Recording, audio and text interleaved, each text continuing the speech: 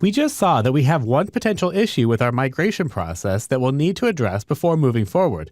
In this case, the attachment data type that's in the employees file here is being used to store employee photo, but it's not a supported field in SQL Server.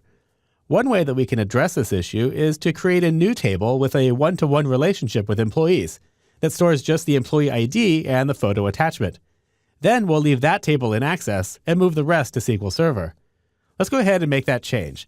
First, I'm going to right-click on this table called Employees, and I'm going to copy it. Then I'll right-click again and press Paste to make a copy of it. I'm going to make sure that we copy both the structure and the data, and I'm going to give it a name of Employee Photos. Let's go ahead and say OK. And now we've got a duplicate of the Employees table. Let's go ahead and right-click on it and edit it in Design View. Now I want to delete all of the fields except for the Employee ID and the Photo field. So I'll go ahead and click here, and then Shift-click all the way up to this first one, and then press Delete Rows up here on the ribbon. This is going to permanently remove data from this table, which is OK in this case, so I'll press Yes here. And now I've got a simple table that just has the Employee ID and the Photo field. Let's go ahead and close this down, and I'll save the changes. Next, I want to remove the photo from the Employees table. So I'll right-click on it and go into Design View. Down here, I'll select the Photo field and press Delete Rows on the ribbon. Again, we'll go ahead and delete the data. And we'll go ahead and close and save our changes. Now I need to create a relationship between the Employees table and the new Employee Photos table. So we could do that by going to Database Tools, Relationships. Then I'll press the Show Table button here. And we'll double-click on Employee Photos to add that to the designer. Go ahead and close this down. And I'll drag a line between the Employee ID in this table over here and drop it on the Employee ID in the Employees table here. We'll go ahead and press the Create button to establish that relationship. Let's go ahead and close our relationship screen, and we'll save our changes. Now we need to make sure that we've propagated this change to all of the objects that it's going to affect.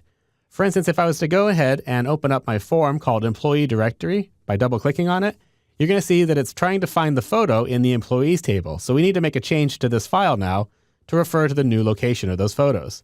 Let's go ahead and press Cancel. I'll right-click on the form, and we'll open it into Design View. Then I'm going to open up the Property Sheet by pressing this button here on the ribbon. And then we're going to go to the Data tab and find the Record Source property, and we'll press the Build button way over here on the right. Currently, the form is built off of just the Employees table, so we need to go ahead and add in the new table. I'm going to right-click here and choose Show Table. Then I'll double-click on Employee Photos, and that brings in that new relationship. Let's go ahead and close the Show Table window. And if I scroll on the grid over here to the right, we'll see the old field is coming from the Employees table. Let me just expand this open again. What we can do is click on the field called Table down here, and we'll choose Employee Photos.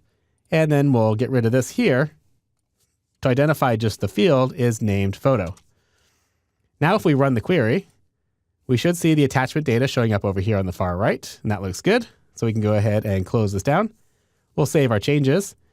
That'll return us to the Employee Directory, and if I press the View button here, we should see it opens up and we get our photos back in the Employee Directory. So now we've broken out our employee photo data and created a database structure that's more accommodating to the SQL Server migration process. We'll leave this Employee Photos table here in Access, but move the rest over. Now obviously this is just one very specific solution to the issue that I'm having with this database, and you'll need to make use of your own Access experience to troubleshoot any issues that you have with your databases in order to find solutions that'll work for your unique situation.